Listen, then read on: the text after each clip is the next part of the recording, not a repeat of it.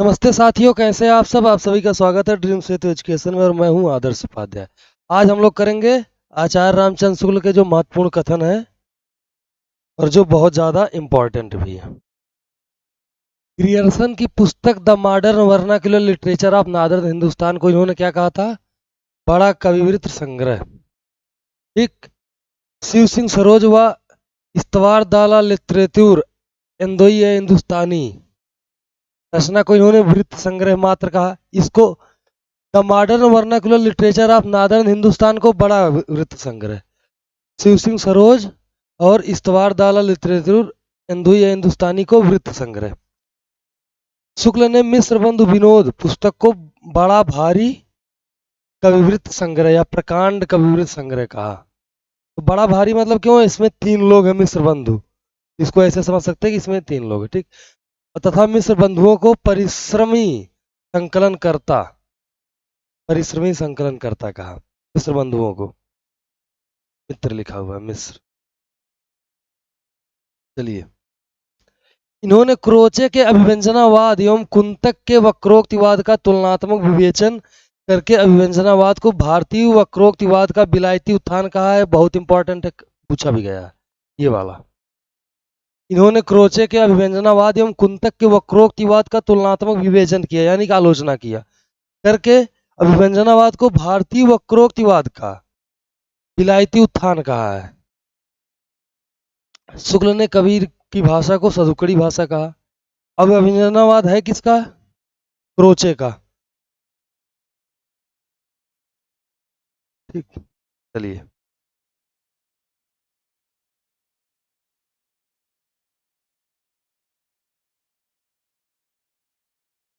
साधना के क्षेत्र में जो ब्रह्मा है, साहित्य के क्षेत्र में वही रहस्यवाद, ये भी नहीं कहा है। शुक्ल ने सूफी कवियों की प्रेम पद्धति में प्रेम की पीर को महत्वपूर्ण माना। तुलसी को हिंदी का सर्वश्रेष्ठ कवि सिद्ध किया इन्होंने। सूरदास को जीवनोत्सव का कवि, ये भी कई बार पूछा गया, जीवनोत्सव का कवि, तथा इनके भ्रमर गीत को ध्वनि काव्य की संज्ञा इन्होंने दिया। शुक्ल रास पंचाध्यायी की रचना पर नंददास को जड़िया कवि उपाधि की, बोलते हैं ना कि और कवि जड़िया नंद और कवि गढ़िया। शुक्ल पद्मावती में रतन सेन द्वारा पद्मावती को प्राप्त करने की इच्छा को प्रेम ना कहकर रूप लोभ की संज्ञा देते हैं। सूरदास किसी चली आती हुई गीत काव्य परंपरा का, चाहे वह मौखिक ही रही हो, पूर्ण विकास सा प्रतीत होता है। सूरदास के बारे में लिखते हैं। आगे आइए।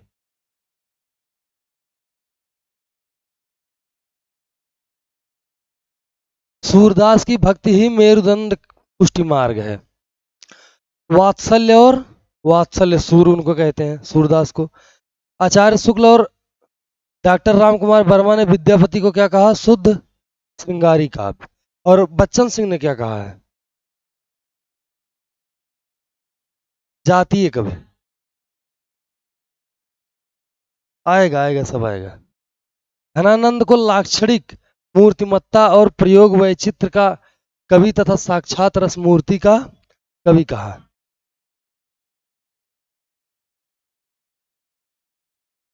अच्छा, इतिहास का वो बन नहीं पाया पूरा।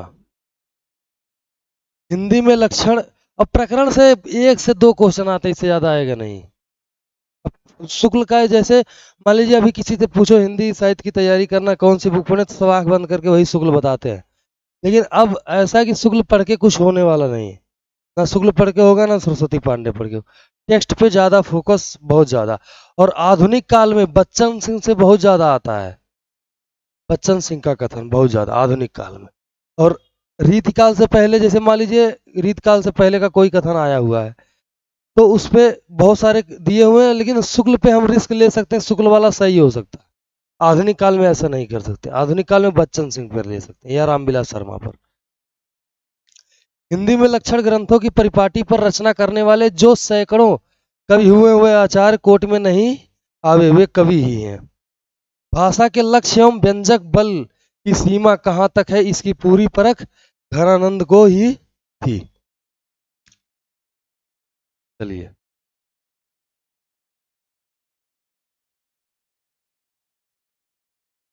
बिहारी के बारे में कहा है, इनके दोहे क्या है, रस के छोटे छोटे छींटे हैं। शुक्ल ने भूषण की भाषा की आलोचना की है, बोधा को रसोन्मत कवि कहा, मैथिली शरण गुप्त को सामंजस्यवादी, श्रीधर पाठक को स्वच्छंदतावाद का प्रवर्तक। स्वच्छंदतावाद का दूसरा प्रवर्तक कौन है? पहले कौन है? श्रीधर पाठक, दूसरे रामनरेश त्रिपाठी, तीसरे मुकुटधर पांडे। हाँ,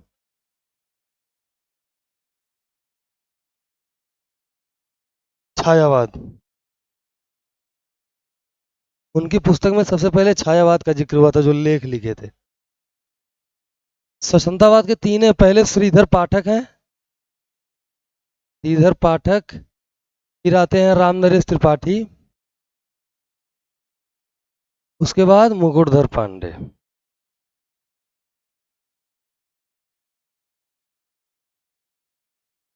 हाँ, वो कुररी के प्रति 1920 में आती है, उसको छायावादी ही माना जाता है। पहली कविता कुररी के प्रति 1920 में, जूही कली प्रसाद की कहाँ है? हाँ, है ना।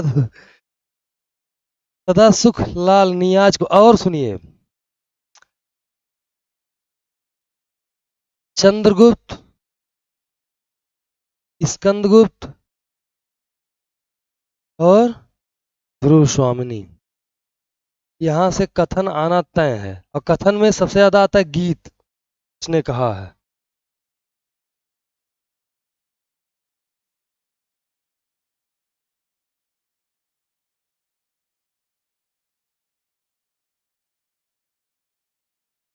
वो प्रभाकर में देखिएगा। इसका ईयर क्या क्या है? हाँ,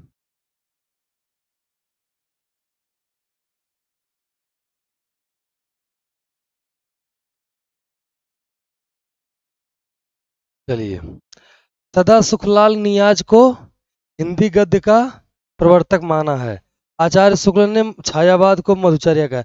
और एक चीज, जो उनका है संस्कृत के 4 अध्याय रामधारी सिंह दिनकर का, उस उसमें जो जो अध्याय हैं, मतलब जितने अध्याय हैं, पहले वे 4 अध्याय हैं ही, ठीक, चारों अध्यायों का नाम क्रम से, ठीक, और उसके बाद किस अध्याय में कौन सा टॉपिक है, ये पूछा जाता है। जैसे मान लीजिए कोई एक टॉपिक दे दिया कि ये संस्कृत के 4 अध्याय में किस टॉपिक से, ये वाला एक बार जरूर देख ले। उसको पूरा पढ़ने की जरूरत नहीं है, बस क्या है उसमें दिया भी हुआ है वो, उस वाली किताब में। हाँ, उसमें क्या है कि जैसे मान लीजिए पहला जो है आर्य समाज या हिंदू करके कोई है पहला, तो उसमें जितने टॉपिक हैं उसको हमको एक बार देख लेना है।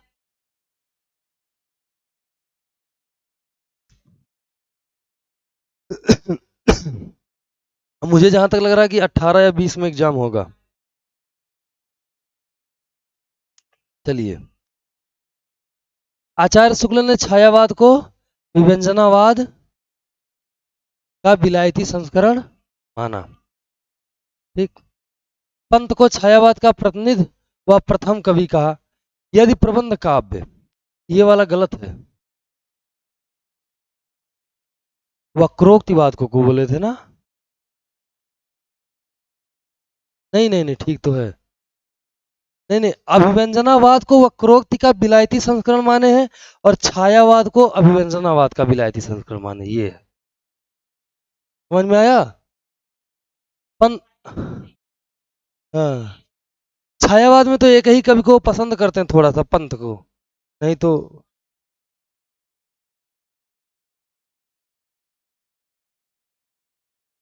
पंत को छायावाद का प्रतिनिधि व प्रथम कवि माना। यदि प्रबंध एक विस्तृत वनस्थली है तो मुक्तक एक चुना हुआ गुलदस्ता। आचार्य रामचंद्र शुक्ल के रीतकालीन, हाँ बिहारी के लिए कहते हैं, के रीतकालीन कवियों के लिए कुछ महत्वपूर्ण कथन इस प्रकार है, आगे देखिए। इनकी भाषा ललित और सानुप्रास होती थी, किसके लिए? चिंतामणि के लिए। भाषा चलती होने पर भी अनुप्रयास युक्त बेनी प्रवीण के लिए। आगे आइए, इस ग्रंथ को उन्होंने वास्तव में आचार्य के रूप में लिखा, कवि के रूप में नहीं। भाषा भूषण किसका? महाराज जसवंत सिंह का। इसका एक एक दोहा हिंदी साहित्य में एक एक रत्न माना जाता है बिहारी सत्सई के लिए। इसमें तो रस के ऐसे छींटे पड़ते हैं जिनसे हृदय कलिका थोड़ी देर के लिए खिल उठती है भी सत्सई के लिए। यदि प्रबंध एक वही आ गया।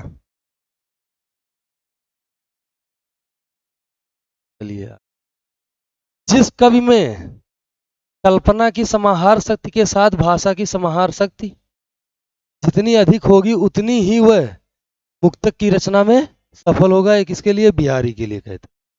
बिहारी की भाषा चलती होने पर भी साहित्यिक है। कविता उनकी श्रृंगारी है पर प्रेम की उच्च भूमि पर नहीं पहुंचती, नीचे ही रह जाती है भी बिहारी के लिए। भाषा इनकी बड़ी स्वाभाविक चलती और व्यंजनापूर्ण होती थी। मंडन।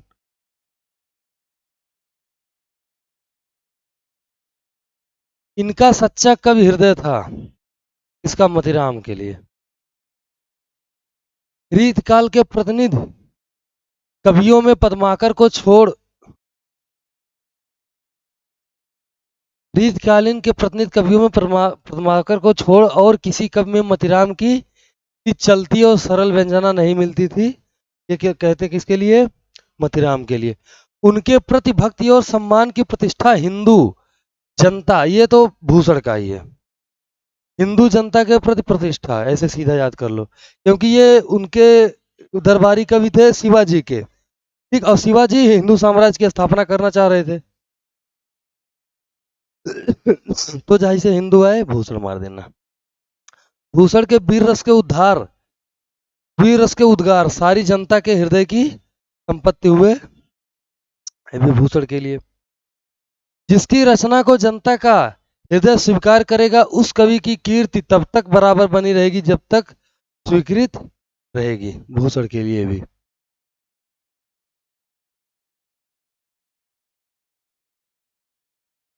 शिवाजी और छत्रसाल की वीरता का वर्णनों को कोई कवियों की झूठी खुशामद नहीं कह सकता है विभूषण के लिए। वे हिंदू जाति के प्रतिनिधि कवि ये विभूषण के लिए। छंद शास्त्र पर इनका सा विशद छंद शास्त्र पर छंद शास्त्र पर इनका सा विशद निरूपण और किसी कवि ने नहीं किया है। किसके लिए? सुखदेव मिश्र। ये आचार्य और कवि दोनों रूपों में हमारे सामने आते हैं देव के लिए। कवित्व शक्ति और मौलिकता देव में खूब थी पर उनके सम्यक स्फुरण में उनकी रुचि विशेष प्राय बाधक हुई है देव के लिए।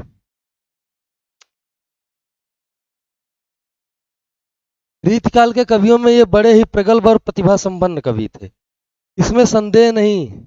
ये किसके लिए कहते हैं? देव के लिए। श्रीपति ने काव्य के सब अंगों का निरूपण विशद रीति से किया। इनकी रचना कला पक्ष में संयत और भाव पक्ष में रंजन कारणी। ये किसके लिए बोलते हैं? भिखारी दास के लिए। भिखारी दास के लिए इनकी रचना कला पक्ष में संयत और भाव पक्ष में रंजन कारणी। ऐसा सर्वप्रिय कवि इस काल के भीतर बिहारी को छोड़ दूसरा नहीं हुआ। इनकी रचना की रमणीयता ही इस सर्वप्रियता का एकमात्र कारण है। पद्माकर। रीतकाल की सनक इनमें इतनी अधिक थी कि इन्हें यमुना लहरी नामक देव स्तुति में भी नवरस और सठ ऋतु सुझाई पड़ी है ग्वाल कवि के लिए। चलिए,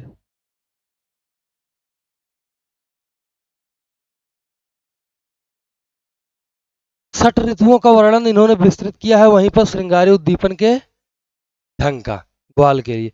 ग्वाल ने देशाटन अच्छा काम किया और उन्हें भिन्न भिन्न प्रांतों की बोलियों का अच्छा ज्ञान था।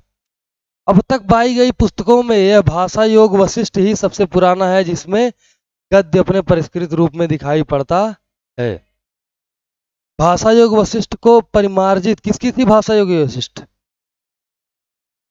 राम प्रसाद निरंजनी। भाषा योग वशिष्ठ को परिमार्जित गद्य की प्रथम पुस्तक और राम प्रसाद निरंजनी, देखो यही सामने लिखा भी हुआ है, को प्रथम प्रौढ़ गद्य लेखक मान सकते हैं। जिस प्रकार वे अपनी अरबी फारसी मिली हिंदी को ही उर्दू कहते थे उसी प्रकार संस्कृत मिली हिंदी को भाखा इंशाल्लाह खा के लिए।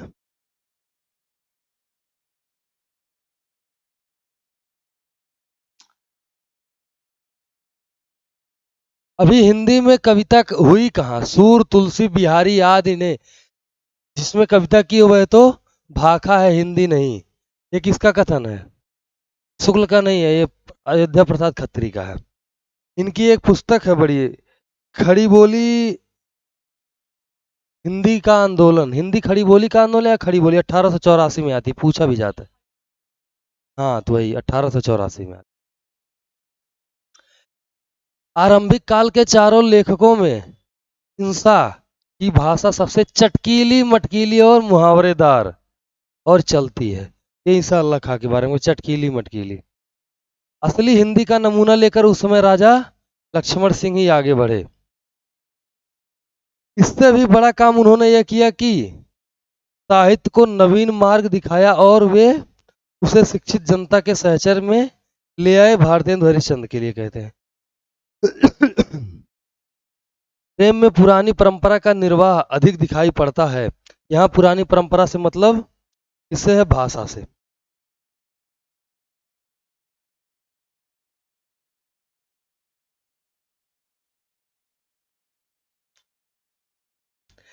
जितनी संस्थाएं हैं वही वाला भी रह गया है, संस्थाएं वगैरह। और ये क्या नाम है,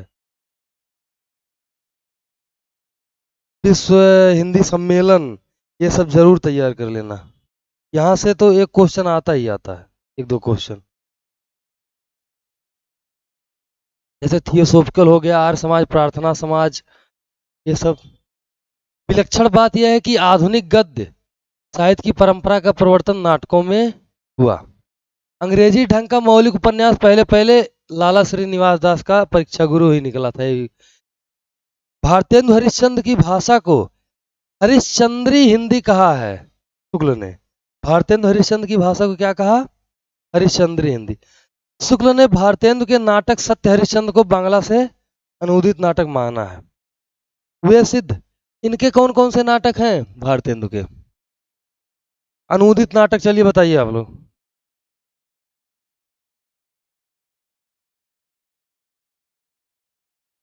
सती प्रताप अनुदित थोड़ी है। मैं हाँ, विद्या सुंदर, चलिए। विद्या सुंदर, पाखंड विडंबन, पाखंड कहाँ गया, पाखंड, पाखंड विडंबन और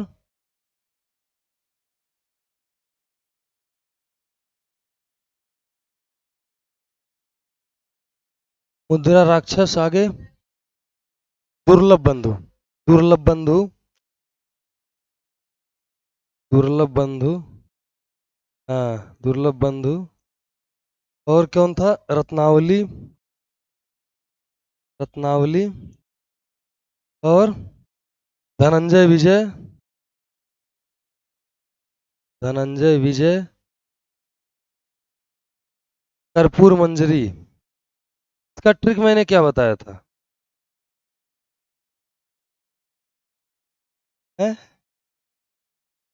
चलिए ऐसे याद कर लिया, अच्छी बात है, याद होना चाहिए। यहाँ से जरूर पूछा जाएगा एक क्वेश्चन कि कई सारे नाटक रहेंगे उसमें, या दो दो का जोड़ा, या तो पूछ सकता है कि कौन सा अनुदित है कौन सा अनुदित मौलिक है, या क्रमशः करके भी पूछ लेता, क्रमशः मौलिक या अनुदित। जैसे क्रमशः मौलिक और अनुदित, तो पहले जो रहेगा, जब दो दो का पेयर है तो पहला वाला अनुदित रहेगा, दूसरा वाला मौलिक रहेगा। और फिर अगर पहले मौलिक लिखा है तो पहले मौलिक रहेगा, दूसरा अनुदित रहेगा। इसके लिए सब याद होना चाहिए ना। और वो कौन कौन से है मौलिक नाटक?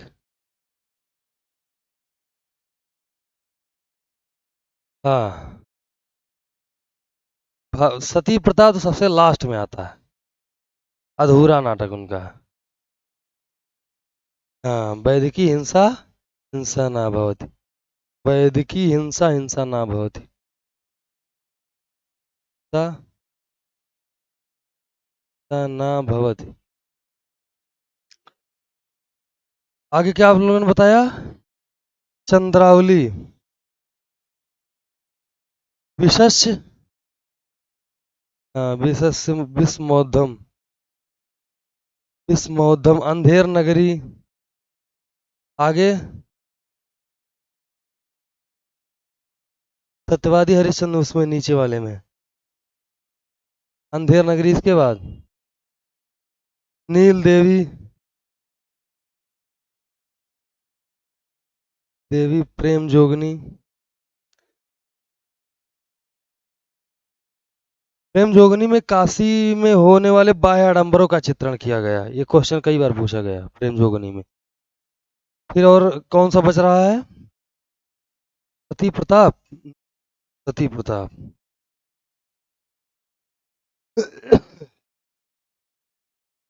इसका मैंने बताया था कि बेबी प्रेमचंद की भारत दुर्दशा देखकर नील देवी के पास जाती हैं और वहां अंधेर देखकर सती हो जाती।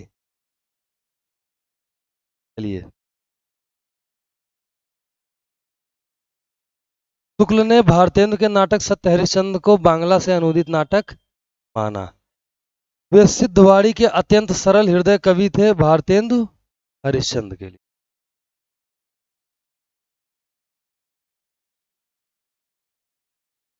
अपनी सर्वतोन्मुखी प्रतिभा के बल से एक ओर तो वे पद्माकर द्विजदेव की परंपरा में दिखाई पड़ते थे, दूसरी ओर बंग देश के माइकेल एवं हेमचंद्र की श्रेणी में। किसके लिए? भारतेंदु हरिश्चंद्र के लिए। प्राचीन और नवीन का ही सुंदर सामंजस्य भारतेंदु की कला का विशेष माधुर्य है। श्रीयुत पंडित महावीर प्रसाद द्विवेदी ने पहले पहल विस्तृत आलोचना का रास्ता निकाला। आलस्य का जैसा त्याग उपन्यासकारों में देखा गया है, वैसा और किसी वर्ग के हिंदी लेखकों में नहीं। पहले पहल मौलिक उपन्यास के लेखक जिनके उपन्यासों की सर्वसाधारण में धूम हुई, काशी के बाबू देवकी नंदन खत्री थे। इनका उपन्यास का नाम क्या था?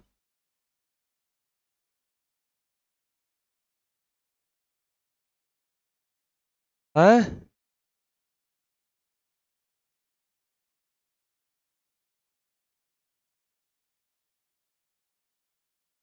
आया कब था ये?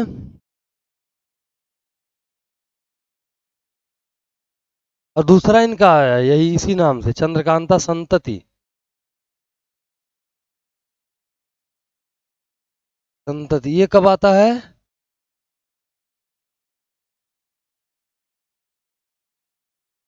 और इसी उपन्यास के बारे में कहा जाता है कि इसी को पढ़ने के लिए लोगों ने हिंदी सीखी। तो ये भी क्वेश्चन पूछ सकता है कि किस रचना को पढ़ने के लिए लोगों ने हिंदी सीखी, या वो किसकी रचना।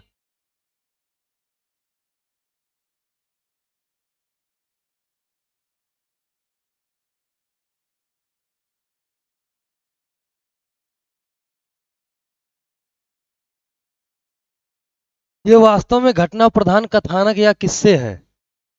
इनमें जीवन के विविध पक्षों के चित्रण का कोई प्रयत्न नहीं, इससे ये साहित्य कोट में नहीं आते। देवकीनंदन खत्री के उपन्यासों के लिए इन्होंने कहा, उन्होंने साहित्यिक हिंदी ना लिखकर हिंदुस्तानी लिखी, जो केवल इसी प्रकार की हल्की रचनाओं में काम दे सकती है।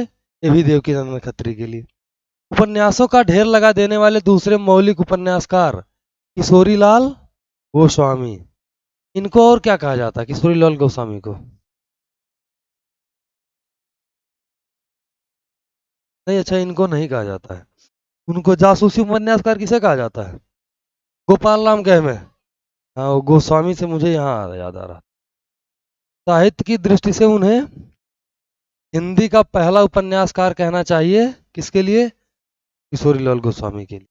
यदि इंदुमती किसी बंगला कहानी की छाया नहीं है, तो हिंदी की यही पहली मौलिक कहानी ठहरती है। इसके उपरांत 11 वर्ष का समय, फिर धुलाई वाली का नंबर आता है।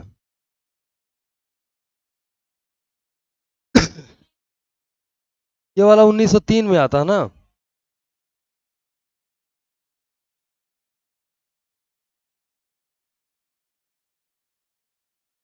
यदि गद्य कवियों या लेखकों की कसौटी है, तो निबंध गद्य की कसौटी। भाषा की पूर्ण शक्ति का विकास निबंधों में ही सबसे अधिक संभव होता है। आचार्य शुक्ल ने उसने कहा था, कहानी को अद्वितीय माना। इसके पक्के यथार्थवाद के बीच सुरुचि की चरम मर्यादा के भीतर भावुकता का चरम उत्कर्ष अत्यंत निपुणता के साथ संपुटित है। घटना इसकी ऐसी है जैसे बराबर हुआ करती, पर उसके भीतर से प्रेम का एक स्वर्गीय स्वरूप झांक रहा है। केवल झांक रहा है, निर्लजता के साथ पुकार या करा नहीं रहा है। उसने कहा था के लिए बहुत इंपॉर्टेंट है, बहुत इंपॉर्टेंट है। कई बार पूछा गया, इसको यहीं से याद करो कि पर उसमें भीतर से प्रेम का एक स्वर्गीय स्वरूप झांक रहा है, केवल झांक रहा है, निर्लज्जता के साथ पुकार या करा नहीं रहा। और इसमें यह भी पूछा जाता है कि त्याग और बलिदान की कहानी कौन सी है, तो भी यही है।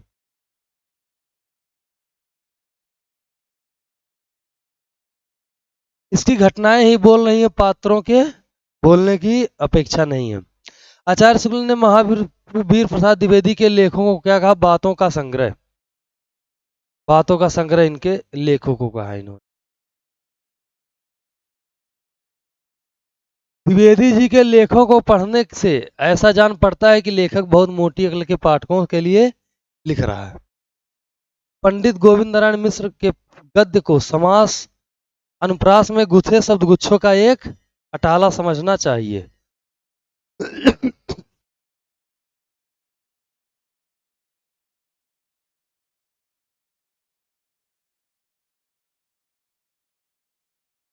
द्विवेदी जी के लेखों को पढ़ने के लिए ऐसा जान पड़ता है कि लेखक बहुत मोटी अक्ल के पाठकों के लिए लिख रहा है। हाँ, क्यों, क्या हुआ? नहीं नहीं, शुक्ल जी के मोटी अक्ल वाले पढ़ ही नहीं पाएंगे, उनके लिए तो पतली अक्ल वाले चाहिए, जो मतलब होता ना, शार्प माइंड। उनके अधिकांश लेख भाषण मात्र हैं, अस्थायी विषयों पर लिखे हुए निबंध नहीं। पंडित जगन्नाथ प्रसाद चतुर्वेदी के लिए यह बेधड़क कहा जा सकता है कि शैली की जो विशिष्टता और अर्थ गर्भित वक्रता गुलेरी जी में मिलती है और किसी लेखक में नहीं। ये भी कई बार पूछा गया।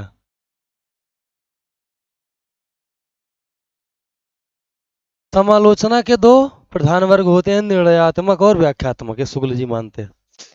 इन पुस्तकों को एक मोहल्ले में फैली बातों से दूसरे मोहल्लों को कुछ परिचित कराने के प्रयत्न के रूप में समझना चाहिए, स्वतंत्र समालोचना के रूप में नहीं।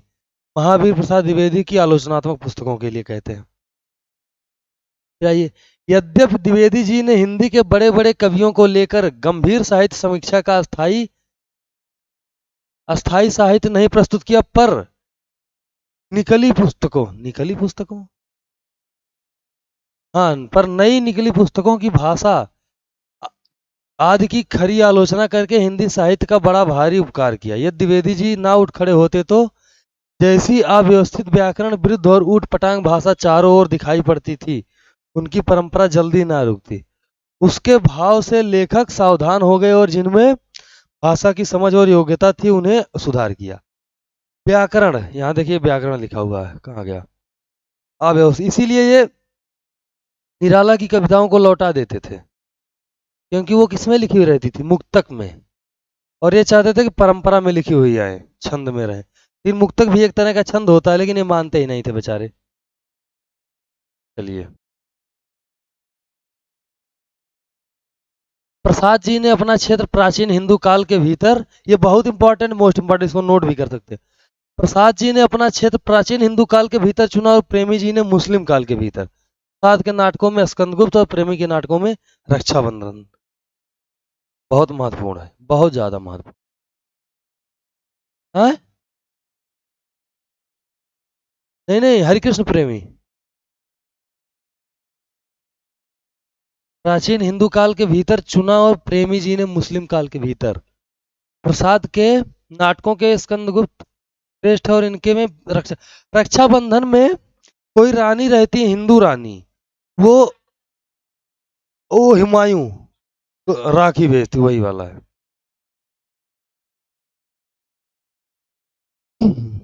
इसको नोट कर लीजिए।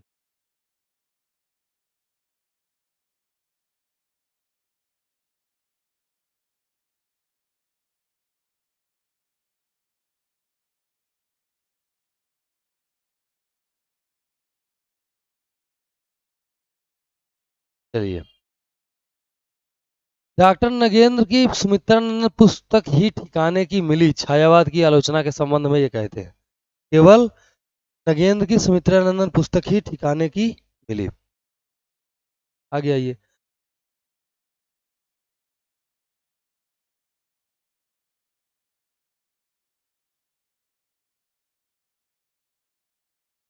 इनके कहने का मतलब है कि प्रसाद जी ने अपना प्राचीन क्षेत्र हिंदू काल के भीतर चुना, ठीक, और प्रेमी जी ने कहाँ चुना? मुस्लिम काल के भीतर।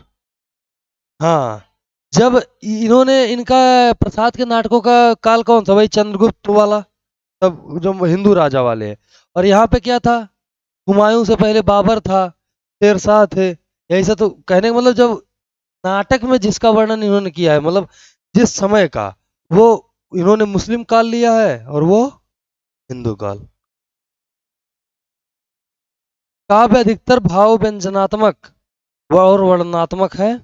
इसका है ये अयोध्या सिंह उपाध्याय हरिऔध के लिए। गुप्त जी वास्तव में सामंजस्यवादी कवि हैं, बहुत बार पूछा गया है, यही इतना खाली। तत्क्रिया का प्रदर्शन करने वाले अथवा मद में झुमाने वाले कवि नहीं है। सब प्रकार का की उच्चता से प्रभावित होने वाला हृदय उन्हें प्राप्त है। प्राचीन के प्रति पूज्य भाव और नवीन के प्रति उत्साह दोनों इनमें है गुप्त के लिए।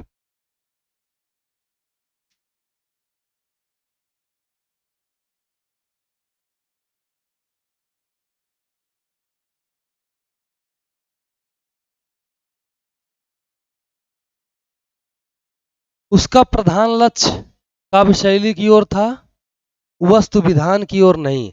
अर्थभूमि या वस्तु भूमि का तो उसके भीतर बहुत संकोच हो गया है। किसके लिए बोलते हैं? छायावाद के लिए। हिंदी कविता की नई धारा का प्रवर्तक इन्हीं को, विशेषतः श्री मैथिली शरण गुप्त और मुकुटधर पांडे को ही समझना चाहिए। किसके लिए कहते हैं? छायावाद के लिए। असीम और अज्ञात प्रियतम की प्रति अत्यंत चित्रमय भाषा में अनेक प्रकार के प्रेमोद्गारों तक ही काव्य की गतिविधि प्राय बध गई छायावाद के लिए। छायावाद शब्द का प्रयोग रहस्यवाद तक ही न रहकर काव्य शैली के संबंध में भी प्रतीकवाद के अर्थ में होने लगा। शुक्ल ने छायावाद को चित्र भाषा या विव्यंजन पद्धति भी कहा है।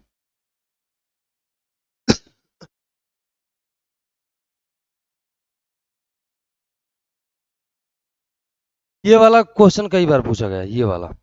छायावाद शब्द का प्रयोग दो अर्थों में समझना चाहिए। एक तो रहस्यवाद के अर्थ में, दूसरा उसका संबंध काव्य वस्तु से होता है, अर्थात जहां कवि उस अनंत अज्ञात प्रियतम को आलंबन बनाकर अत्यंत चित्रमयी भाषा में अनेक प्रकार से व्यंजना करता है। छायावाद शब्द का दूसरा प्रयोग काव्य शैली या पद्धति के विशेष व्यापक अर्थ में है। ठीक। प्रसाद, पंत, निराला इत्यादि सब कवि प्रतीक पद्धति या चित्र भाषा शैली की दृष्टि से ही छायावादी कहलाए। अन्योक्त पद्धति का अवलंबन भी छायावाद का एक विशेष लक्षण हुआ है। छायावाद का चलन द्विवेदी काल की रूखी इतिवृत्तात्मकता की प्रतिक्रिया के रूप में हुआ था। लाक्षणिक और व्यंजनात्मक पद्धति का प्रगल्भ और प्रचुर विकास छायावाद की काव्य शैली की असली विशेषता। चलिए, छायावाद की प्रवृत्ति अधिकतर प्रेम गीतात्मक है। आचार्य शुक्ल ने जयशंकर प्रसाद की कृति आंसू को श्रृंगारी विप्रलंब कहा है। Most important. चलिए, जयशंकर प्रसाद की छायावादी रचनाएं बताइए। ये भी छायावादी है।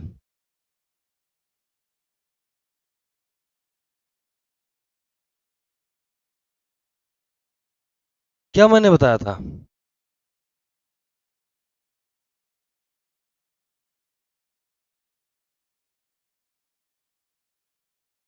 झरना, आंसू, लहर, कामायनी। कब कब है? 18, ये 23 है, 25 है, पता नहीं। 23, ये 29, ये 35। ये वाला एक बार देख लीजिए, चेक करिएगा 25 है या 23। लेकिन क्रम यही है। ज्ञानाश्रयी शाखा और प्रेमाश्रयी शाखा नामकरण आचार्य शुक्ल की ही देन है। यद्यपि यह छोटा है, पर इसकी रचना बहुत सरस और हृदय ग्राहिणी है और कवि की भावुकता का परिचय देती है। सुदामा चरित नरोत्तम दास के लिए वात्सल्य के क्षेत्र में जितना अधिक उद्घाटन सूर्य ने बंद आंखों से किया है, इतना किसी और कवि ने नहीं। इन क्षेत्रों का तो वे कोना कोना भी झांक आए हैं सूरदास के लिए।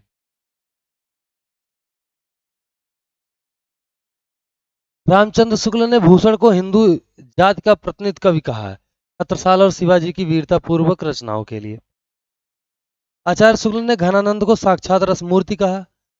प्रेम मार्ग का ऐसा प्रवीण और वीर पथिक तथा जवादानी का दावा रखने वाला ब्रजभाषा का दूसरा कवि नहीं हुआ घनानंद के लिए। ठीक। प्रेम मार्ग का ऐसा प्रवीण और वीर पथिक जम्बादानी का दावा रखने वाला ब्रजभाषा का दूसरा कवि नहीं हुआ घनानंद। इसको हम लोग मार देते हैं सूरदास। भाषा के लक्षक एवं व्यंजक बल की सीमा कहां तक है, इसकी पूरी परख इन्हों को थी। ये भी घनानंद के लिए।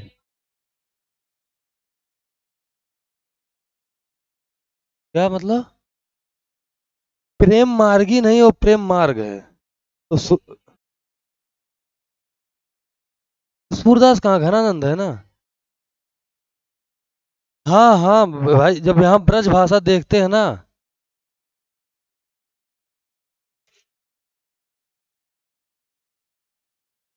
लेकिन सबकी भाषा में थोड़ा थोड़ा अंतर देखो। बिहारी का देखो, घनानंद का देखो, सेनापति का देखो, देव का देखो, थोड़ा थोड़ा।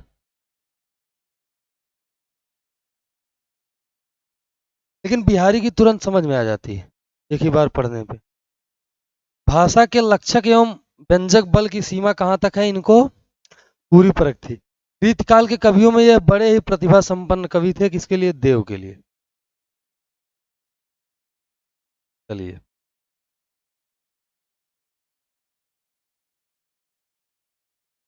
अंधायुग नाटक का क्रम, मतलब उसके वो पूछा जाता है, हर बार पूछा जाता है, बताइए।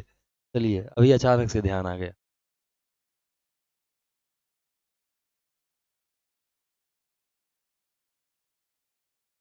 अंधायुग। चलिए। तो पहला कौरव नगरी, देखना नहीं है। हाँ ठीक। दूसरा, आप भी बोलिए।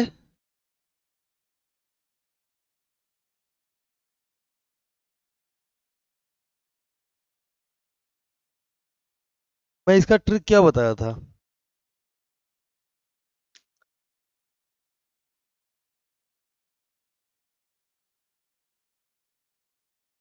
कौरव नगरी, पशु का उदय,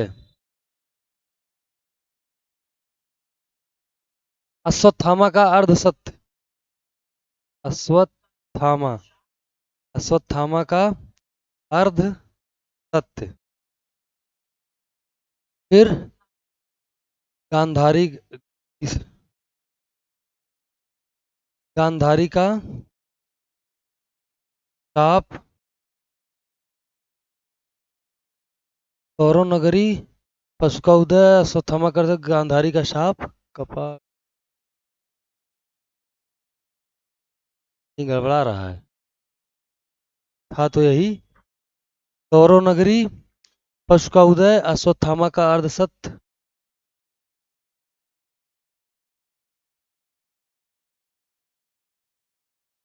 चार है, कितने हैं इसके? पांच है ना। तो कौरव नगरी, पशु का उदय, एक बार चेक करना तो गूगल पे।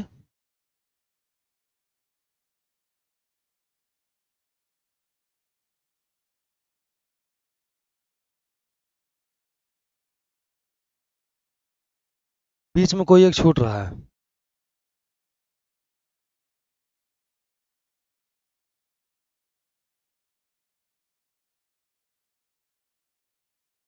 चार ही है। विजय एक कर्मिक हत्या लास्ट होगा।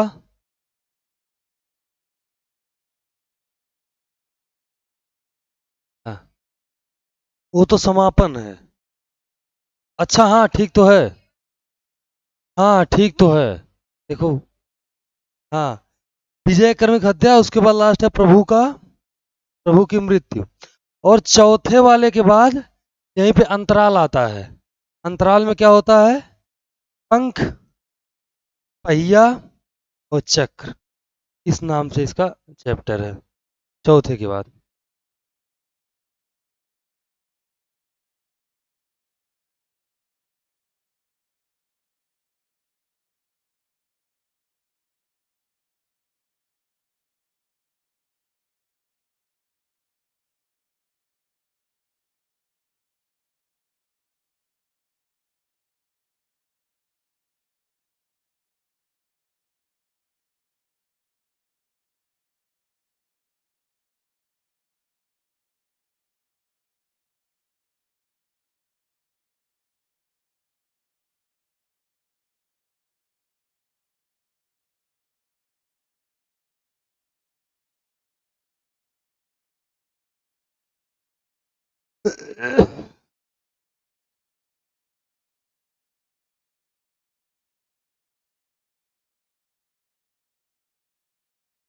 ठीक है।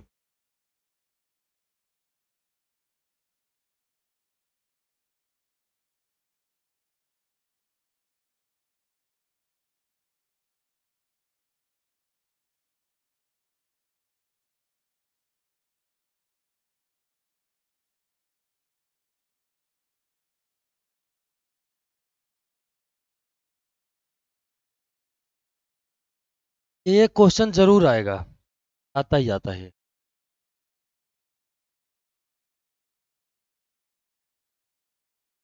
हाँ हाँ, चौथे अंतराल के बाद, चौथे के बाद।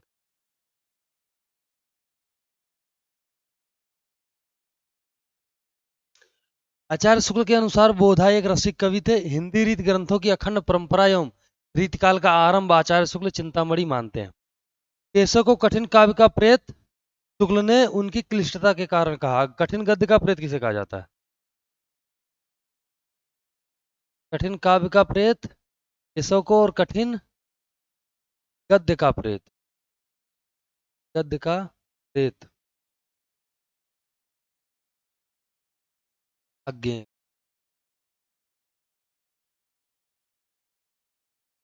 शुक्ल ने प्रथम आचार्य चिंतामणि को माना। रीतिकाल नामकरण आचार्य शुक्ल का दिया हुआ है। उन्होंने मध्यकाल के दूसरे भाग को रीतिकाल कहा। आचार्य शुक्ल ने प्रताप नारायण मिश्र और बालकृष्ण भट्ट की तुलना एडिसन और स्टील से की।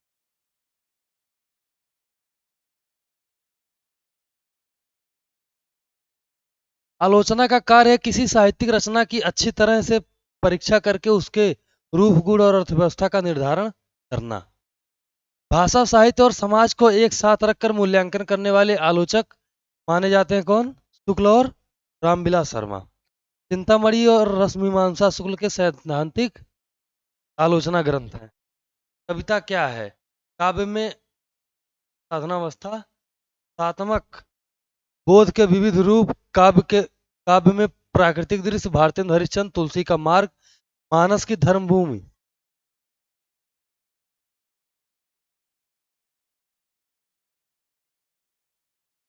हाँ हाँ।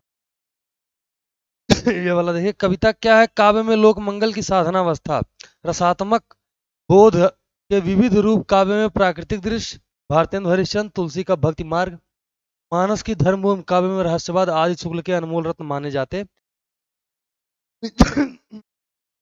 और इनके का जो ग्रंथ है चिंतामणि, ये भी पूछा जाता है। चिंतामणि प्रकाशन किसने किया? हम 4 लोगों ने मिल टोटल।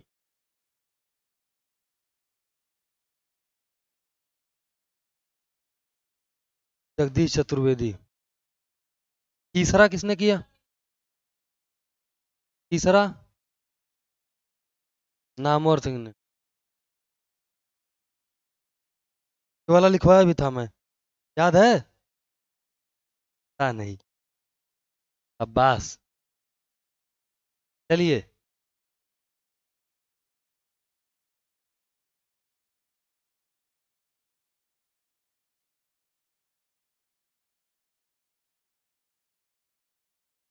कुसुम चतुर्वेदी और ओम प्रकाश जगदीश।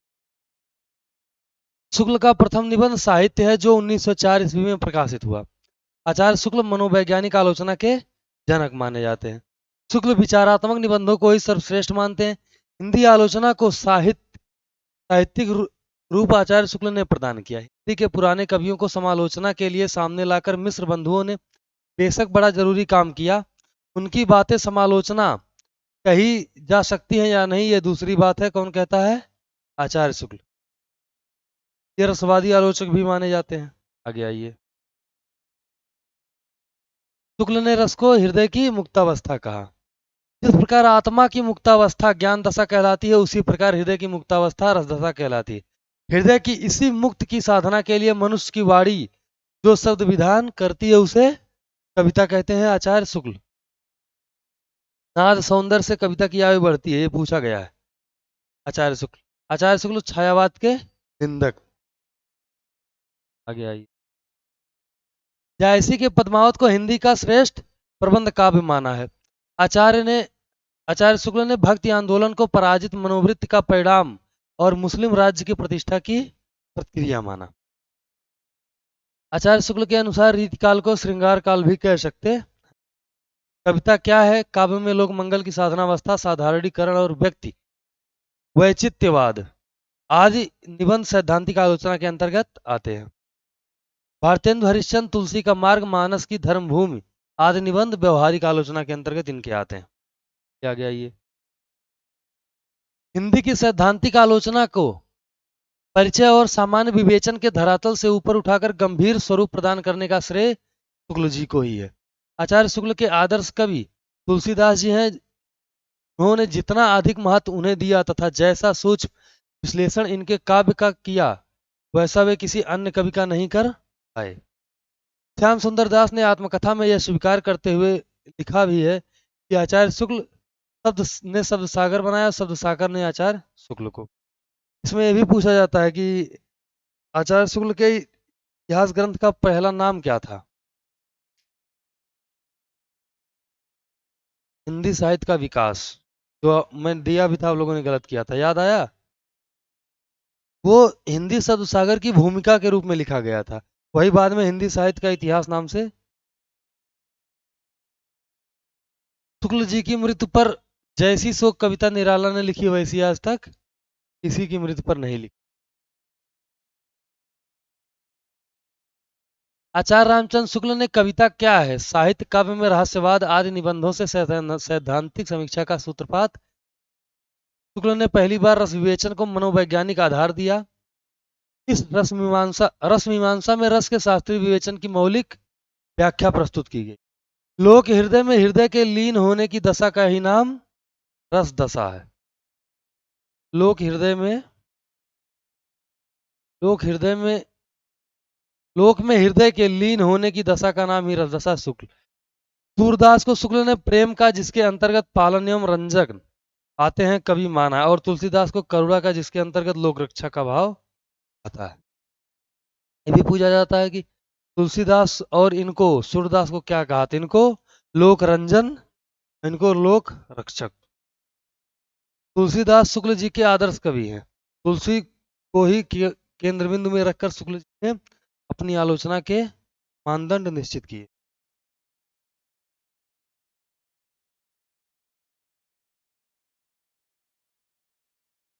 शुक्ल जी के अनुसार राम कथा के भीतर कई स्थल मर्मस्पर्शी हैं। में सबसे मर्मस्पर्शी राम वनगमन प्रसंग है। जायसी को रामचंद्र शुक्ल ने सूफी कवि होते हुए भी भक्तों की कोट में परिगणित किया है। जायसी और सूफी कवियों की जिस विशेषता ने शुक्ल जी को सबसे अधिक प्रभावित किया है, वह है प्रकृति वर्णन।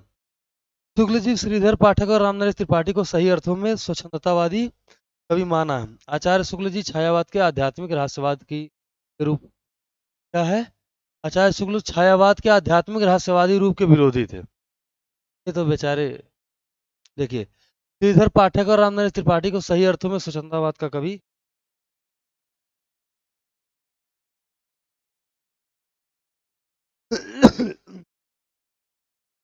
और प्रगतिशील आंदोलन के दूसरे सभापति कौन थे?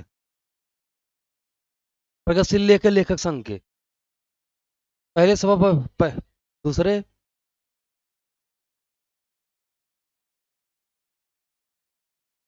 शुक्ल जी रहस्यवाद को काव्य के क्षेत्र से बाहर चीज मानते थे। कौन? स्वामी जी कह रहे होंगे, लेकिन दूसरे सभापति रविन्द्रनाथ टैगोर ही है। आचार्य शुक्ल के इतिहास की सबसे बड़ी उपलब्धि है उनका काल विभाजन। उन्होंने हिंदी साहित्य के 900 वर्षों के इतिहास को 4 सुस्पष्ट कालखंडों में विभाजित किया है, साथ ही इनका नामकरण भी किया है। शुक्ल ने केशव को दया विहीन कवि तक कह दिया था। शुक्ल जी के रीत मुक्त कवियों को फुटकल कवियों में स्थान दिया गया। आचार्य शुक्ल को हिंदी आलोचना का युग पुरुष कहा जाता है। कविता का उद्देश्य हृदय को लोक सामान्य की भावभूमि पर पहुंचा देना है। आचार्य शुक्ल प्रत्ययबोध, अनुभूति और वेग युक्त प्रवृत्ति, इन तीनों के गूढ़ संश्लेषण का नाम भाव है, आचार्य शुक्ल कहते हैं इसको। शुक्ल ने लिखा है कि भ्रमर गीत का महत्व एक बात से और बढ़ गया है। भक्त शिरोमणि सूर्य ने इसमें सगुणोपासना का निरूपण बड़े ही मार्मिक ढंग से हृदय की अनुभूति के आधार पर तर्क पद्धति पर नहीं किया। के आधार पर किया है? हृदय की अनुभूति के आधार पर किया, बल्कि तर्क पद्धति के आधार पर नहीं। भक्ति के लिए ब्रह्मा भक्त के लिए ब्रह्म का सगुण होना अनिवार्य है, तबीयत आज नहीं से। शुक्ल ने घनानंद को ब्रजभाषा का मर्मज्ञ कवि बताया। तुलसीदास उत्तरी भारत की समग्र जनता के हृदय मंदिर में पूर्ण प्रेम प्रतिष्ठा के साथ विराज रहे हैं, आचार्य शुक्ल का कथन है। यह एक कवि ही हिंदी को पूर्ण साहित्यिक भाषा सिद्ध करने के लिए काफी है, यह भी कई बार पूछा गया। हिंदी कविता की प्रौढ़ता के युग का आरंभ आचार्य शुक्ल तुलसीदास से ही मानते हैं। आचार्य शुक्ल तुलसीदास को स्मार्त वैष्णव मानते हैं। शुक्ल ने पद्मावत की कथा का पूर्वार्ध कल्पित और उत्तरार्ध ऐतिहासिक माना है, ये भी इंपॉर्टेंट पूछा गया। पद्मावत की कथा का पूर्वार्ध कल्पित यानी कल्पना का, और उत्तरार्ध ऐतिहासिक माना।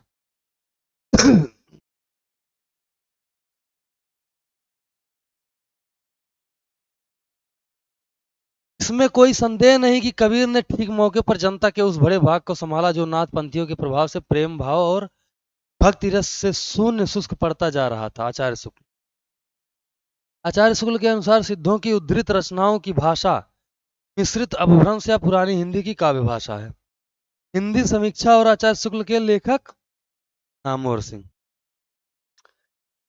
शुक्ल जी भारतीय पुनरुत्थान युग की उन परिस्थितियों की उपज थे जिन्होंने राजनीति में महात्मा गांधी, कविता में रविन्द्रनाथ ठाकुर, जयशंकर प्रसाद आदि को उत्पन्न किया। ये कौन लिखता है? नामवर सिंह। ठीक। शुक्ल जी भारतीय पुनरुत्थान युग की उन परिस्थितियों की उपज थे जिन्होंने भारतीय राजनीति में महात्मा गांधी, कविता में रविन्द्रनाथ ठाकुर और जयशंकर प्रसाद आदि को उत्पन्न किया। आगे आइए। कथा साहित्य में जो कार्य प्रेमचंद ने किया है, काव्य में जो समझ में नहीं आया। शुक्ल जी भारतीय पुनरुत्थान युग की उन परिस्थितियों की उपज थे जिन्होंने राजनीति में हाँ वही तो। कथा साहित्य में उसी टाइम तो ये भी उभर रहे थे, वही 1914 का ही समय है जब महात्मा गांधी एंट्री लिए थे भारतीय राजनीति में। कथा साहित्य में जो कार्य प्रेमचंद ने किया, काव्य क्षेत्र में जो कार्य निराला ने, वही कार्य आलोचना के क्षेत्र में रामचंद्र शुक्ल ने किया है। रामविलास शर्मा लिखते हैं। आचार्य रामचंद्र शुक्ल हिंदी का गौरव थे। समीक्षा क्षेत्र में उनका कोई प्रतिद्वंदी ना उनके जीवन काल में था, ना अब कोई उनके समकक्ष आलोचक है। आचार्य शब्द ऐसे ही कर्ता साहित्यकारों के योग्य है। आचार्य प्रसाद द्विवेदी का कथन किसके लिए है? शुक्ल के लिए।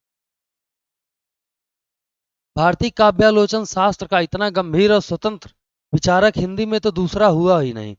अन्याय भारतीय भाषाओं में भी हुआ है या नहीं ठीक नहीं कह सकते, शायद नहीं हुआ। आचार्य प्रसाद द्विवेदी। शुक्ल को हिंदी साहित्य समीक्षा का बालारूढ़ कहा है, नंदुलाल वाजपेयी ने कई बार पूछा गया है। हिंदी साहित्य समीक्षा का बालारूढ़ बाल अरूढ़। हाँ हाँ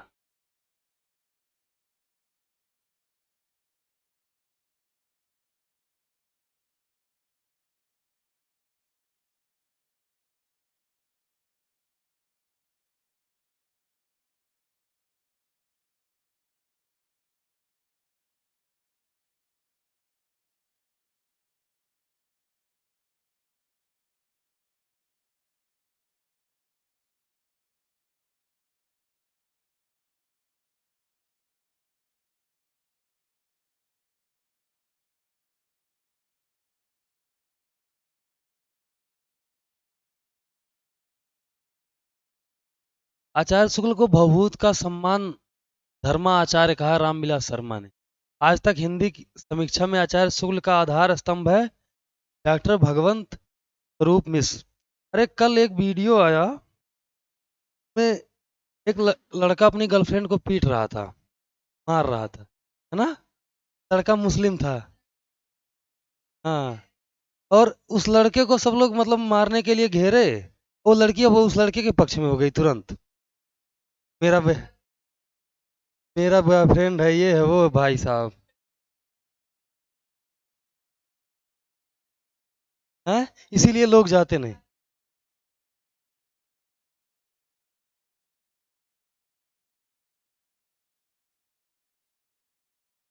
क्या हृदय कवि का मस्तिष्क आलोचक, इनका हृदय कवि का मस्तिष्क आलोचक का और जीवन अध्यापक का था, आचार्य शुक्ल के कहा गया। रामचंद्र शुक्ल को हिंदी साहित्य का एकमात्र आचार्य घोषित किया नामवर सिंह ने। हिंदी समीक्षा को शास्त्रीय और वैज्ञानिक भूमि पर प्रतिष्ठित करने में शुक्ल जी ने युग प्रवर्तक का कार्य किया है। उनका यह कार्य हिंदी के इतिहास में सदैव स्मरणीय रहेगा। नंदुलारे वाजपेयी।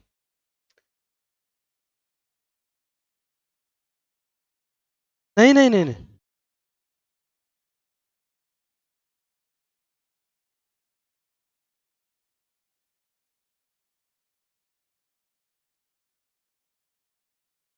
नहीं नहीं, ऐसे होता कि रील बना रहे हैं ना, लेकिन वो रील का नहीं है।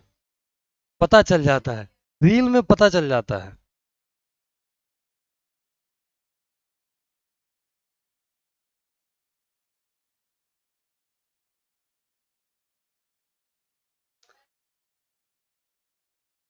पहले उन लड़की को समझना चाहिए।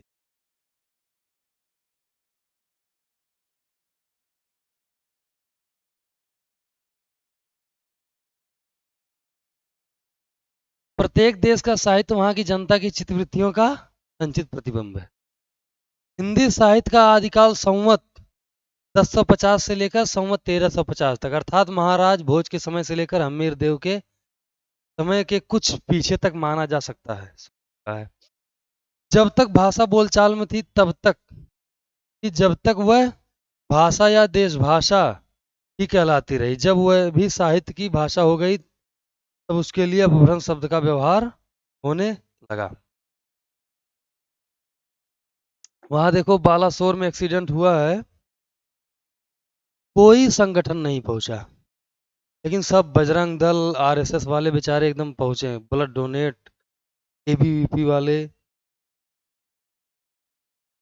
ये तो कितना दर्दनाक, 400 लोग तो ऐसे बेचारे मर, 300 का आंकड़ा है, 400 मरे हैं। कम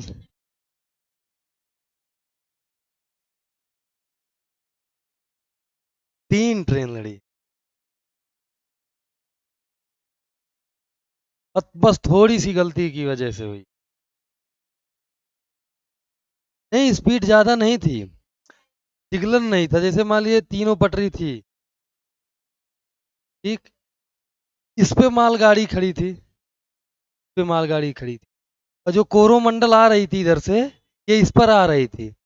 इस पे ग्रीन सिग्नल दिया हुआ था, लेकिन इसमें ये जो इधर बना होता है इस पटरी पे जाने के लिए, जब ग्रीन सिग्नल इधर का था तो इसको यहाँ से हटाया जाता है ना थोड़ा सा, ताकि गाड़ी आगे निकल जाए, लेकिन इसको हटाया नहीं, और गाड़ी फुल स्पीड में थी, ये तुरंत इधर से जाके यहाँ पे इसमें भिड़ गई। और जब इसमें भिड़ी तो इधर से ये आ रही थी हावड़ा वाली, हावड़ा एक्सप्रेस, तो इसके जो 21 डब्बे थे सारे इधर भीतर हो रहे थे, तो ये निकल गई होती अगर 2 सेकंड का टाइम ही मिलता।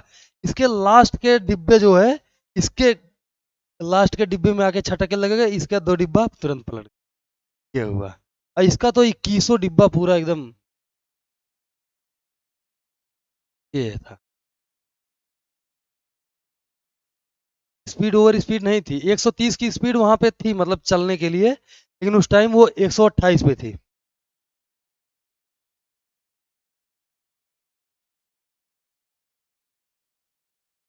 हाँ, और लोग मरते। बीसल देव रासों में काव्य के अर्थ में रसायन शब्द बार बार आया, अतः हमारी समझ में इसी रसायन से होते होते रासो हुआ। बीसल देव रासों में आया 1272 का स्पष्ट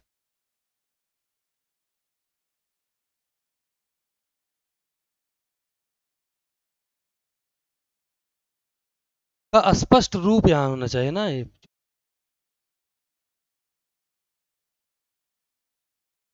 यह घटनात्मक काव्य नहीं वर्णनात्मक है बीसल देवरासो के लिए। भाषा की परीक्षा करके देखते हैं तो वह साहित्यिक नहीं राजस्थानी है बीसल देवरासो। अपभ्रंश के योग से शुद्ध राजस्थानी भाषा को साहित्यिक का जो साहित्यिक रूप था वह डिंगल कहलाता था। चलिए इनकी भाषा ललित व शानुप्रास होती थी चिंतामणि त्रिपाठी के लिए। भाषा चलती होने पर भी उनकी भाषा अनुप्रास युक्त होती थी बेनी ये तो फिर वही आ गया है ना, भी वही है।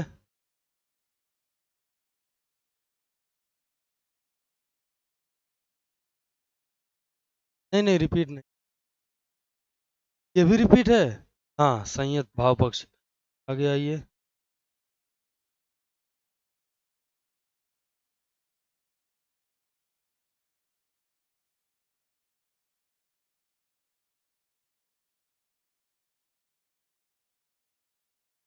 ये नहीं है, ये नहीं है।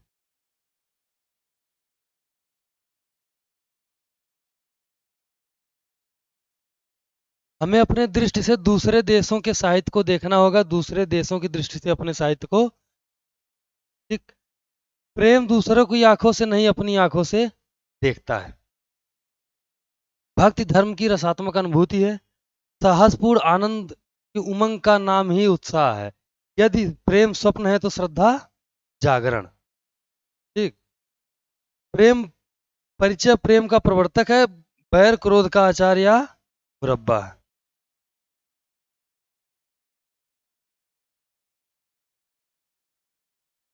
कौन सा ये वाला? हाँ वहीं से है। वहीं तो बताया प्रेम और श्रद्धा में अंतर क्या है।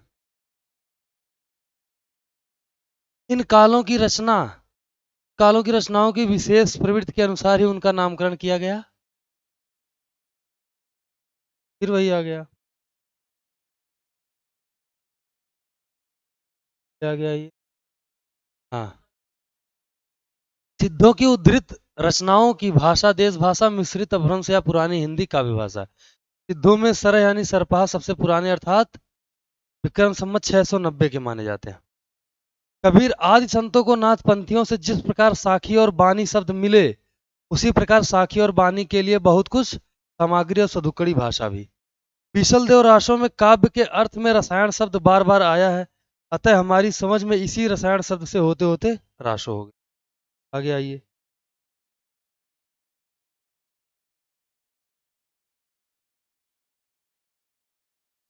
चंद बरदाई के बारे में आचार्य शुक्ल ने कहा यह हिंदी के प्रथम महाकवि माने जाते हैं। ये दोनों है रिपीटेड है ऊपर। चंद बरदाई के बारे में आचार्य शुक्ल ने कहा यह हिंदी के प्रथम महाकवि माने जाते हैं और इनका पृथ्वीराज रासो हिंदी का प्रथम महाकाव्य है। पृथ्वीराज रासो के बारे में आचार्य शुक्ल ने कहा कि भाषा की कसौटी पर यदि ग्रंथ को कसते हैं तो और भी निराश होना पड़ता है क्योंकि वह बिल्कुल बेठिकाने की है और उसमें व्याकरण आदि की कोई व्यवस्था।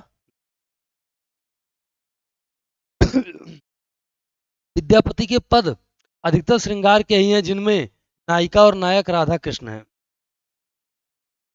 आध्यात्मिक रंग के चश्मे आजकल बहुत सस्ते हो गए हैं, उन्हें चढ़ाकर जैसे कुछ लोगों ने गीत गोविंद के पदों को आध्यात्मिक संकेत बताया वैसे ही विद्यापति के इन पदों को भी विद्यापति के लिए। विद्यापति को कृष्ण भक्तों की परंपरा में नहीं समझना चाहिए। मोटे हिसाब से वीर गाथा काल महाराज हम्मीर के समय तक ही समझना चाहिए। फर्स्ट पेपर में भी मेहनत करो। फर्स्ट पेपर में मेमोरी स्टोरेज नोट कर लीजिए, 100% आने वाला है। मेमोरी स्टोरेज, ठीक, कौन कितना है। स्टोरेज मतलब जैसे इसमें दो होते हैं, एक होता है कि ये चिप वाला कौन कितना एमबी बढ़ता चला जा रहा है, और एक होता है कि पहले सीडी आई उसके बाद डीवीडी आई, ये वाला दोनों। उसके बाद वो कौन था, प्रदूषण का जो क्षेत्र होता है, प्रदूषण का क्षेत्र था वो कि नॉइज पोल्यूशन, हाँ ध्वनि प्रदूषण का ना जो मैंने लिखवाया था। यहाँ से आता है। इसमें यह था कि औद्योगिक क्षेत्र में दिन में कितना शोर होता है और रात में कितना होता है, आवासीय क्षेत्र में, ऐसे शहरी क्षेत्र में। ये यहाँ से एक प्रश्न ये भी डन है, 101%। आवासीय क्षेत्र मतलब गांव का इलाका, शहरी क्षेत्र मतलब शहर। नहीं, परसेंटेज नहीं होता, उसका मानक होता है, डेसिबल। नहीं, इसका ध्वनि का तो डेसिबल ही होता है। जैसे मान लीजिए औद्योगिक औद्योगिक क्षेत्र में दिन में 75 है, तो रात में क्या हो जाता है, 70 हो जाता है। औद्योगिक मतलब जहाँ फैक्ट्री वैक्ट्री चल, यहाँ से एक क्वेश्चन जरूर आता है। 4-5 है, इसको याद कर लेना है। और फिर हायर एजुकेशन में जाओगे तो शिक्षा आयोग, विश्वविद्यालय आयोग है। नहीं नहीं, मैंने लिखवाया नहीं, मैं बता रहा हूँ, उसको देख लीजिएगा। एक एक दिन चला दूं क्या फर्स्ट पेपर की क्लास?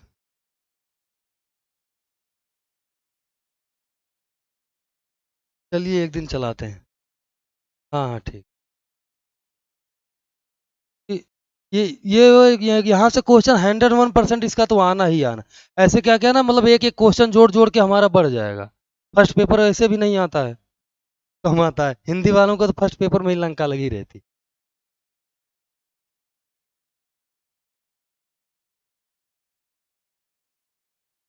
कल मैंने आपके सर की क्लास लिया था, फर्स्ट पेपर की, बैठ गया था। बोले आओ सर फर्स्ट पेपर पढ़ लो, मैं गया बैठा। थोड़ी देर बैठा रहा, फिर चला आया उठ के। कबीर ने अपनी झाड़ फटकार के द्वारा हिंदुओं और मुसलमानों की कट्टरता को दूर करने का जो प्रयास किया, वह अधिकतर चिढ़ाने वाला सिद्ध हुआ, हृदय को स्पर्श करने वाला। इस कहानी के द्वारा कवि ने प्रेम मार्ग के त्याग और कष्ट का निरूपण करके साधक के भगवत प्रेम का स्वरूप दिखाया है, कि मृगावती के लिए। मृगावती में कौन कौन रहते हैं? मनोहर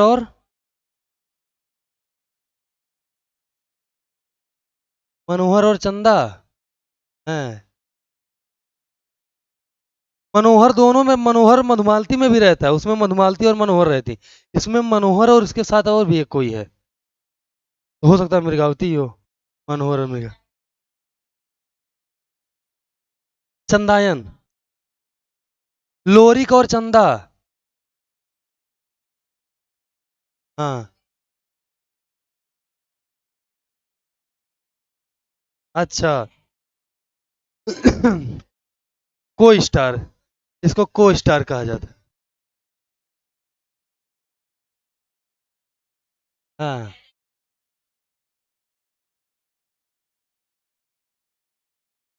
आचार्य रामचंद्र शुक्ल के अनुसार मलिक मोहम्मद जायसी के गुरु शेख मोहिद्दीन। प्रेम गाथा की परंपरा में पद्मावत सबसे बड़ा प्रौढ़ और सरस है। यही प्रेम मार्गी सूफी कवियों की प्रचुरता की समाप्ति समझनी चाहिए शेख नबी के बारे में। ठीक। सूफी आख्यान काव्यों की अखंडित परंपरा की यही समाप्ति मानी जा सकती है नूर मोहम्मद कृत अनुराग बासरी।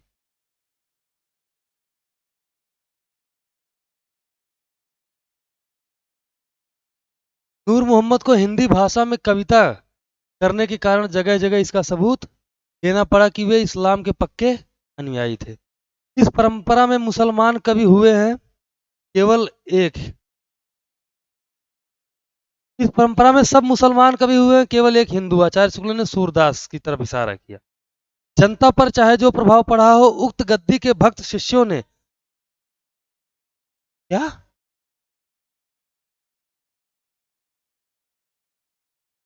नूर मोहम्मद को हिंदी भाषा में कविता करने के कारण जगह जगह इसका सबूत देना पड़े कि वे पक्के इस्लाम के हैं। ठीक। दूसरी लाइन, इस परंपरा में जितने कवि हुए हैं वो क्या नाम है, मुसलमान ही हुए। बात सूफी कवियों के लिए बात नहीं है, बात यह है कि प्रेम मार्गी वालों के लिए है। हाँ। तो ये भी तो प्रेम के ही लिखते हैं, तो उस, क्योंकि उस टाइम भी रसखान, फिर आगे सूरदास को भी कुछ कुछ लोग मुस्लिम ही मानते हैं, इस्लाम से ही। कुछ कुछ विद्वान इनको इस्लाम से ही मानते हैं।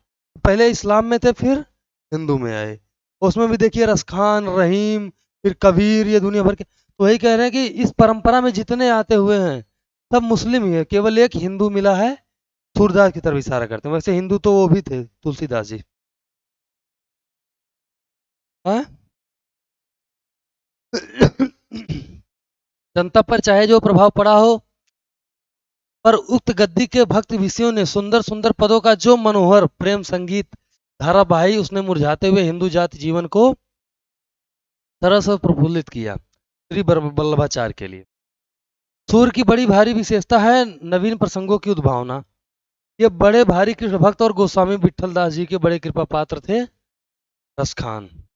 इन भक्तों का हमारे साहित्य पर सबसे बड़ा भारी उपकार है कृष्ण भक्त कवियों के लिए। और ये अष्टछाप के कवियों का क्रम जरूर पूछा जाता है।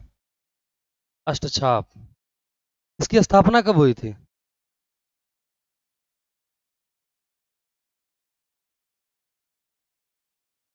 1565।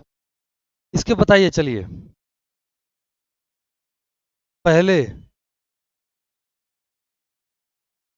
कस पी के गोछीचन,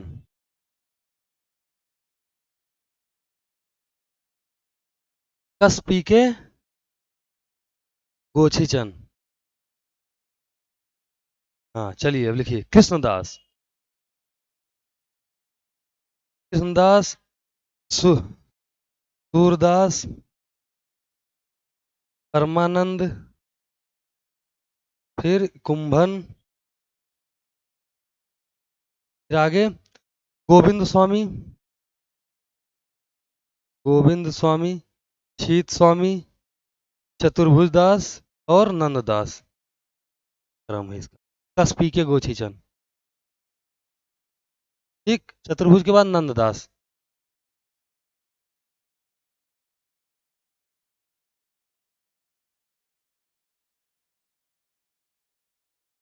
और इसमें ये जो चार थे कृष्णदास, सूरदास, परमानंद और कुंभन, ये इनके शिष्य थे वल्लभाचार्य के। और ये विठल, ठीक। चलिए आचार्य शुक्ल ने केशव दास को भक्ति काल में सम्मिलित किया है। आचार्य रामचरित मानस को लोगों के हृदय का हार कहा है किसने? शुक्ल ने। गोस्वामी जी की भक्ति पद्धति की सबसे बड़ी विशेषता है उनकी सर्वांग पूर्णता। रामचरित मानस में तुलसी केवल कवि रूप में ही नहीं उपदेशक के रूप में भी सामने आते हैं। प्रेम और श्रृंगार का ऐसा वर्णन जो बिना किसी लज्जा और संकोच के सबके सामने पढ़ा जा सके, गोविंद जी का ही है, ठीक। हम निसंकोच कह सकते हैं कि यह एक कवि हिंदी को प्रौढ़ साहित्यिक भाषा सिद्ध करने के लिए काफी है। तुलसीदास के लिए भ्रमर गीत का महत्व एक बात से और बढ़ गया है। भक्त शिरोमणि सूर ने इसमें सगुणोपासना का निरूपण बड़े ही मार्मिक ढंग से हृदय की अनुभूति के आधार पर, तर्क पद्धति पर नहीं किया। हृदय की अनुभूति के आधार पर हमने पहले पढ़ भी लिया। चलिए आगे। सूर सागर में जगह जगह दृष्टिकूट वाले पद मिलते हैं, यह विद्यापति का अनुकरण है। जायसी का विरह वर्णन हिंदी साहित्य में एक अद्वितीय वस्तु है। जायसी ग्रंथावली के लिए। और हिंदी साहित्य की अनुपम निधि किसे कहा जाता है? हिंदी साहित्य की अनुपम निधि,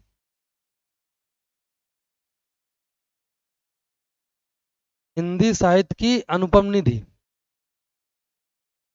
अनुपम निधि नागमती वियोग खंड, पद्मावत का नागमती वियोग खंड, ये पूरे हिंदी साहित्य की अनुपम निधि कही जाती। हाँ शुक्ल ने लिखा है, ये उसमें लिखा है इन्होंने। उनकी पुस्तक त्रिवेणी है जो सूर, तुलसी और जायसी, उसी में। प्रबंध क्षेत्र में तुलसीदास का जो सर्वोच्च आसन है उसका कारण यह है कि वीरता, प्रेम आदि जीवन का कोई एक ही पक्ष ना लेकर तुलसी ने संपूर्ण जीवन को लिया है। जायसी का क्षेत्र तुलसी की अपेक्षा परिमित है, पर प्रेम वंदना उसकी अत्यंत गूढ़ है। जायसी ग्रंथावली की भूमिका में कहते हैं यह शील का स्नेह और शील का स्नेह और स्नेह का तथा नीति और नीति का मिलन है। इस मिलन के संगठित उत्कर्ष की दिव्य प्रभा देखने योग्य यह झांकी अपूर्व है गोस्वामी तुलसीदास के लिए। अयोध्या काशी झांकी है, मथुरा भी बाकी है। शुक्ल जी के तुलसी और जायसी के समकक्ष ही सूरदास को माना। यदि हम मनुष्य जीवन के संपूर्ण को लेते हैं तो सूरदास की दृष्टि परिमित दिखाई पड़ती है। पर यदि उनके चुने हुए क्षेत्रों को लेते हैं तो उनके भीतर उनकी पहुंच का विस्तार बहुत अधिक पाते हैं। उन क्षेत्रों में इतना अंतर्दृष्टि विस्तार और किसी कवि का नहीं। भ्रमर गीत कार की भूमिका में लिखते हैं शुक्ल जी। ठीक। शुक्ल जी ने तुलसी और जायसी के समकक्षी सूरदास को माना। यदि हम मनुष्य जीवन के संपूर्ण क्षेत्र को लेते हैं तो सूरदास की दृष्टि परिमिति दिखाई देती है। पर यदि उनके चुने हुए क्षेत्रों यानी श्रृंगार तथा वात्सल्य को लेते हैं तो उनके भीतर उनकी पहुंच का विस्तार बहुत अधिक पाते हैं। उन क्षेत्रों में इतना अंतर्दृष्टि विस्तार और किसी कवि का नहीं है।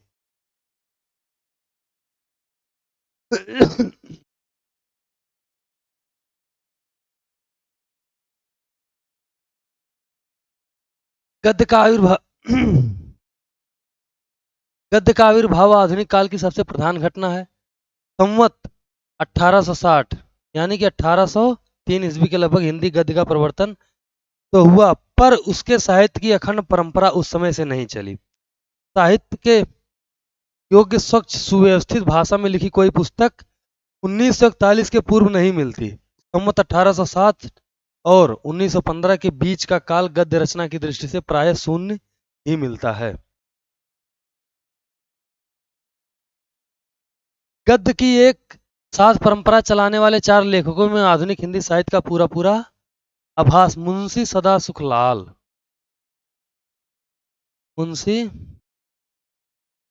सदासुखलाल और सदल मिश्र की भाषा में मिलता है। व्यवहारोपयोगी इन्हीं की भाषा ठहरती है। इन दो में मुंशी सदासुख की साधु भाषा अधिक महत्व की है। मुंशी सदासुखलाल ने लेखनी भी चारों ओर से पहले उठाई, अतः गद्य का प्रवर्तन करने वाले में उनका विशेष स्थान समझना चाहिए। आगे आइए। शिव प्रसाद सितारे हिंद और भारतेंदु के समय तक हिंदी उर्दू का झगड़ा चलता रहा। गारसा दतासी ने भी फ्रांस में बैठे बैठे इसमें योगदान दिया था।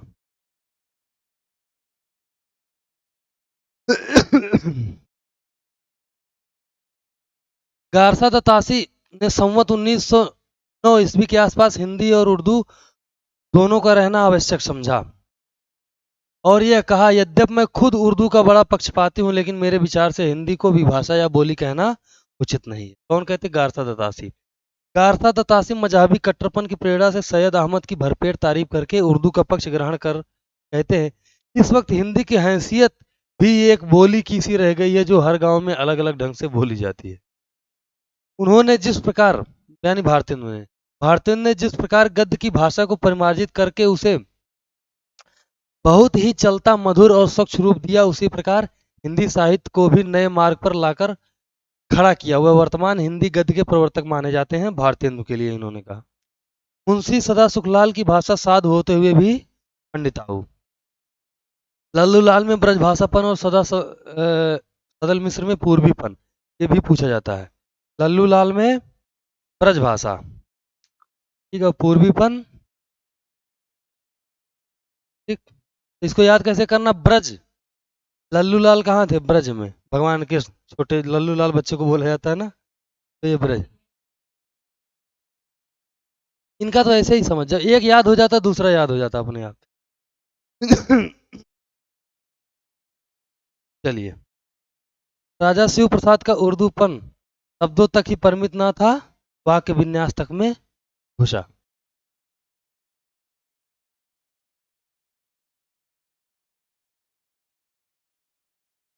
राजा लक्ष्मण सिंह की भाषा विशुद्ध और मधुर अवश्य थी, पर आगरा की बोलचाल का फुट उनमें कम ना था।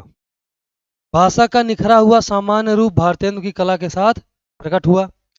भारतेंदु ने पद्य की ब्रज भाषा का बहुत संस्कार किया। पुराने पड़े शब्दों को हटाकर काव्य भाषा में भी वे बहुत कुछ चलतापन और सफाई लाए। इससे भी बड़ा काम उन्होंने यह किया कि साहित्य को नवीन मार्ग दिखाया और वे उसे शिक्षित जनता के साचार में लाए। जब भारतेंदु अपनी मजी हुई परिष्कृत भाषा सामने लाए तब हिंदी बोलने वाली जनता को गद्य के लिए खड़ी बोली का प्रकृत साहित्यिक रूप मिल गया और भाषा के स्वरूप का प्रश्न नहीं रह गया। प्रस्ताव काल समाप्त हुआ और भाषा का स्वरूप स्थिर हुआ।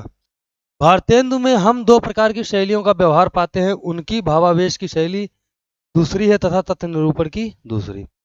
प्रताप नारायण मिश्र की प्रकृति विनोदशील थी तथा उनकी भाषा बहुत स्वच्छंद गति से बोलचाल की चपलता और भाव भंगिमा लिए चलती है। हास्य विनोद की उमंग में वह कभी कभी मर्यादा का अतिक्रमण करती पूर्वी कहावतों और मुहावरों की बौछार भी छोड़ती चलती है। टाइम क्या हुआ? 11, 11:21 हो गया, बड़े जल्दी। प्रेमघन के चलिए जल्दी जल्दी कर लेते। प्रेमघन के लेखों में गद्य काव्य के पुराने ढंग ढंग की झलक, रंगीन इमारत की चमक दमक बहुत कुछ मिलती है। बहुत से वाक्य खड्डों की लड़ियों से गुथे हुए उनके वाक्य अत्यंत लंबे होते थे, इतने लंबे कि उनका अन्वय कठिन होता था। पद विन्यास में तथा कहीं कहीं वाक्यों के बीच में विराम स्थलों पर भी अनुप्रास देख इंसा और लल्लू लाल का स्मरण होता है। इस दृष्टि से देखे तो प्रेमघन पुरानी परंपरा का निर्वाह अधिक करते दिखाई पड़ते। बालकृष्ण भट्ट की भाषा अधिकतर वैसी होती जैसी खरी खरी सुनाने के काम में लाई जाती है। जिन लेखों में उनकी चिड़चिड़ाहट झलकती है वे विशेष मनोरंजक है। भाषा उनकी चटपटी तीखी और चमत्कारपूर्ण, चटपटी तीखी और चमत्कारपूर्ण, और चटकीली मटकीली और किसकी थी ये? अल्लाह खां ठाकुर जगमोहन, ये उसके लिए रानी केतकी की कहानी के लिए भी पूछा जाता है। तो चटकीली मटकीली भटकीली। ठाकुर जगमोहन की शैली शब्द शोधन और अनुप्रास की प्रवृत्ति के कारण चौधरी बद्री नारायण की शैली से मिलती जुलती है। उनकी भाषा में जीवन की मधुर भारतीय रंग स्थलियों की मार्मिक ढंग से हृदय में जगाने वाले प्यारे शब्दों का चयन अपनी अलग विशेषता रखता है। जमाने लिखा हुआ है, जगाने होगा।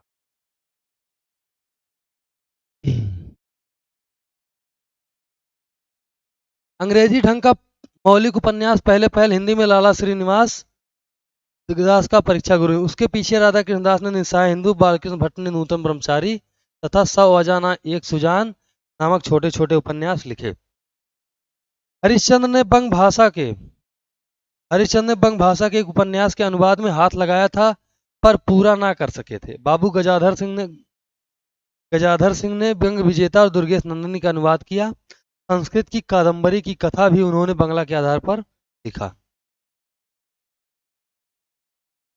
राधा कृष्णदास, कार्तिक प्रसाद खत्री, रामकृष्ण वर्मा आदि ने बंगला के उपन्यासों के अनुवाद की जो परंपरा चलाई वह बहुत दिनों तक चलती रही।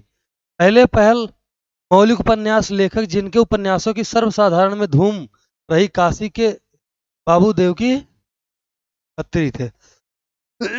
तो चंद्रकांता वही है। इनके उपन्यासों का लक्ष्य केवल घटना वैचित्र रहा, रस संचार, भाव विभूत या चरित्र चित्रण नहीं। ये वास्तव में घटना प्रधान कथानक या किस्से हैं जिनमें जीवन के विविध पक्षों के चित्रण का कोई प्रयत्न नहीं, इसीलिए ये साहित्य की कोट में नहीं आते। ठीक, देवकीनंदन खत्री आगे आइए। देवकीनंदन खत्री ने राजा शिव प्रसाद सितारे हिंद वाली उस पिछली आम फैम भाषा का बिल्कुल अनुसरण किया जो एकदम उर्दू की ओर झुक गई थी। ठीक नहीं, उन्होंने साहित्यिक हिंदी ना लिखकर हिंदुस्तानी लिखा। उपन्यासों का ढेर लगा देने वाले दूसरे मौलिक उपन्यासकार पंडित किशोरीलाल गोस्वामी, जिनकी रचनाएं साहित्य की कोट में आती हैं। इन्होंने संवत 1955 में उपन्यास मासिक पत्र निकाला। ये लिख रही संवत 1955 उपन्यास मासिक पत्र किसका था? ये किशोरीलाल गोस्वामी का। अतः साहित्य की दृष्टि से इन्हें हिंदी का पहला उपन्यासकार कहना चाहिए। पंडित किशोरीलाल गोस्वामी के लिए कहते हैं शुक्ल जी।